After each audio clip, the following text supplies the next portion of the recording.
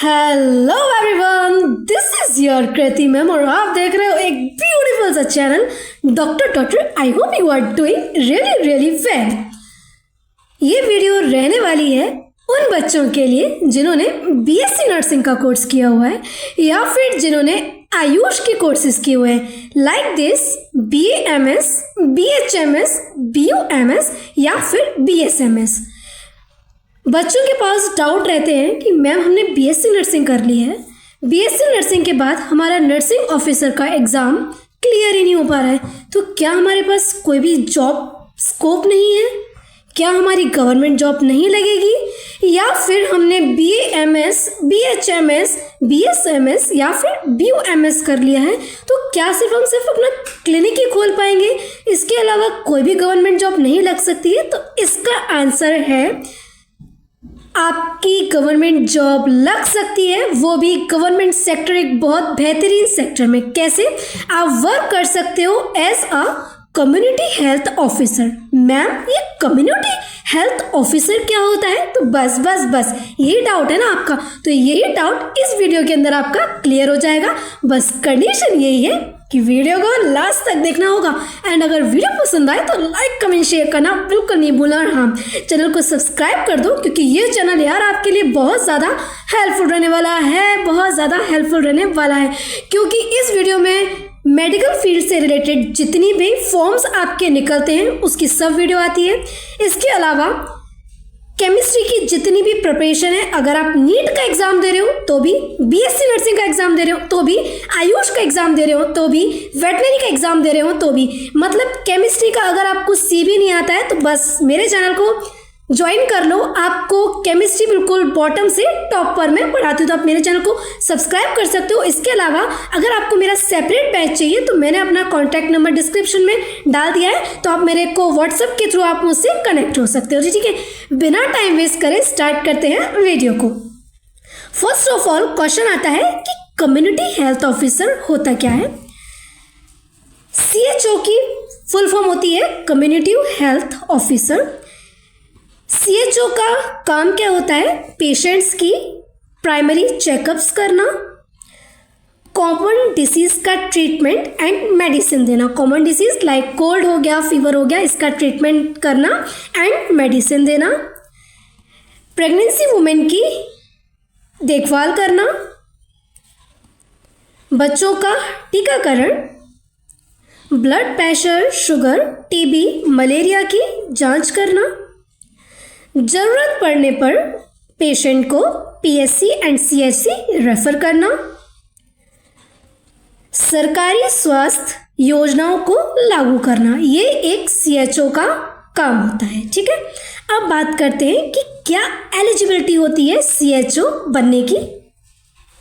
अगर आप CHO बनना चाहते हैं तो आपको BSC नर्सिंग या फिर GNM का कोर्स करना होगा। अगर आपने BSC नर्सिंग की हुई है या आपने GNM का कोर्स किया हुआ है तो आप एलिजिबल हैं CHO बनने के लिए।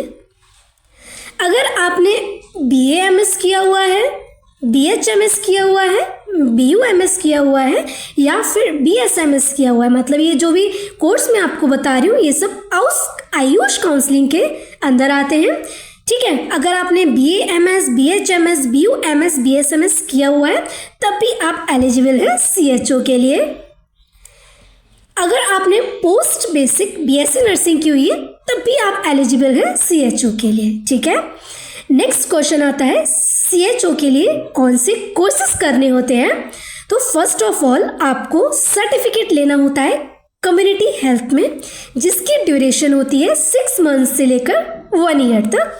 ठीक है, इसमें आपकी ट्रेनिंग होती है और इसमें आपकी इंटर्नशिप पोस्टिंग भी होती है। ओके, अब बात करते हैं कि मैम सिलेक्शन प्रोसेस क्या होती है CHO की, आप ये बता दीजिए। तो सुनिए, सिलेक्शन प्रोसेस आपकी होती है CHO बनने के लिए पहले आपका रिटन एग्जाम होता है, इसके बाद आपकी मेरिट लिस्ट बनती है, मेरिट लिस्ट में आपका नेम आने पर आपका इंटरव्यू होता है, उसके बाद आप CHO के फॉर्म में सिलेक्ट हो जाते हो। ठीक है, चलिए अब बात करते हैं कि CHO का एग्ज़ाम पैटर्न क्या होता है। मतलब आप CHO बनोगे तो उससे पहले आपको एक एंट्रेंस एग्ज़ाम देना होगा। उस एग्ज़ाम का पैटर्न क्या होता है? आपका एग्ज़ाम कई सारे स्टेट में ऑनलाइन मोड पर होता है और कई सारे स्टेट में ऑफलाइन मोड पर होता है। ठीक है, आपके एमसीक्यू टाइप क्वेश्चंस आते हैं, टोटल 100 क्वेश्चंस आते हैं एंड टोटल मार्क्स भी 100 होते हैं एंड आपको ड्यूरेशन मिलती है 2 आवर्स। हर एक क्वेश्चन के करेक्ट होने पर +1 मार्क्स आपको मिलता है और कई स्टेट में नेगेटिव मार्किंग होती है और कई स्टेट में नेगेटिव मार्किंग नहीं होती। जहाँ पर नेगेटिव मार्किंग होती है कई सारे स्टेट में, वहाँ पर आपका अगर आपका क्वेश्चन करेक्ट है तो +1 हो जाएगा, अगर आपका इनकरेक्ट है तो आपका 0.25 मार्क्स को डिडक्ट कर लिया जाता है। ठीक है, अब बात करते हैं जॉब स्कोप। क्या जॉब स्कोप होता है? फर्स्ट ऑफ ऑल आपकी पोस्टिंग होती है हेल्थ एंड वेलनेस सेंटर में, सब सेंटर में एंड प्राइमरी हेल्थ सेंटर में। सैलरी क्या होती है? डिफरेंट स्टेट की डिफरेंट सैलरी होती है। अगर आप यूपी से बिलोंग करते हो और आप एज अ CHO वर्क करते हो तो आपकी सैलरी होती है 30K। अगर आप बिहार से बिलोंग करते हो तो आपकी सैलरी होती है 40K। अगर आप MP से बिलोंग करते हो तो आपकी सैलरी होती है 25 to 30K। अगर आप राजस्थान से बिलोंग करते हो तो आपकी सैलरी होती है 25K। अगर आप अदर स्टेट से बिलोंग करते हो तो एक CHO की जो सैलरी होती है वो अप टू 40,000 के बीच में आती है। ठीक है, अब बात करते हैं कि CHO बनने के फ़ायदे क्या होते हैं।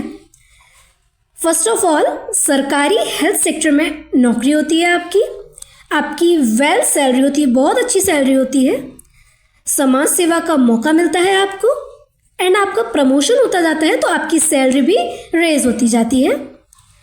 तो जो बच्चे नर्सिंग कर चुके हैं या फिर जिन्होंने आयुष के कोर्सेज किए हैं तो उनके लिए एक बहुत ही बेस्ट ऑप्शन है CHO। ठीक है, अगर उनका नर्सिंग ऑफिसर में नहीं हुआ है तो मैं बोलूँगी आप CHO का भी ज़रूर प्रिपेयर कर सकते हो CHO बनने के लिए। ठीक है, अब बात करते हैं कि मैम इसके एग्ज़ाम पैटर्न में सिलेबस क्या आता है। तो सिलेबस आपका वही रहता है, ये आपके ऊपर डिपेंड करता है कि आपने क्या किया है। अगर आपने नर्सिंग की है तो आपके नर्सिंग से ही मिलते जुलते सब्जेक्ट्स आएंगे। अगर आपने आयुष के कोर्सेज किए हैं तो आपके आयुष के ही मिलते जुलते कोर्सेज आएंगे।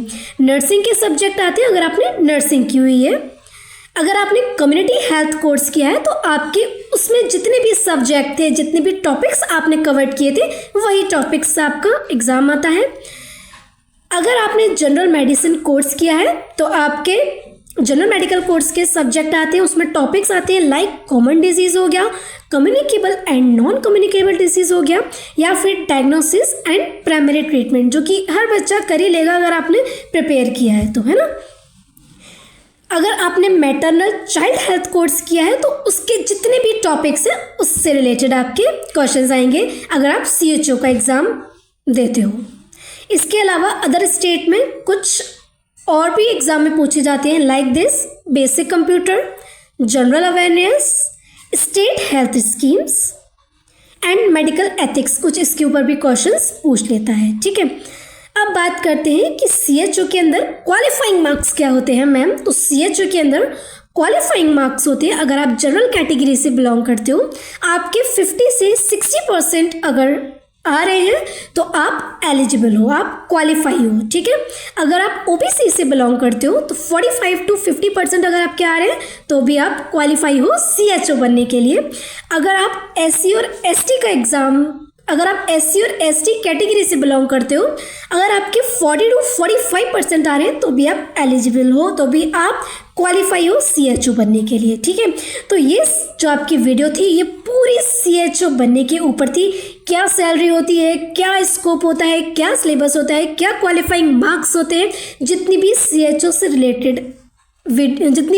से रिलेटेड टॉपिक्स थे वो सब मैंने इस वीडियो के अंदर कवर कर लिए। तो अगर वीडियो पसंद आए तो लाइक कमेंट शेयर करना बिल्कुल नहीं भूलना। ओके, और चैनल को सब्सक्राइब कर लो ये, क्योंकि ये चैनल आपके लिए बहुत ज़्यादा हेल्पफुल देने वाला है।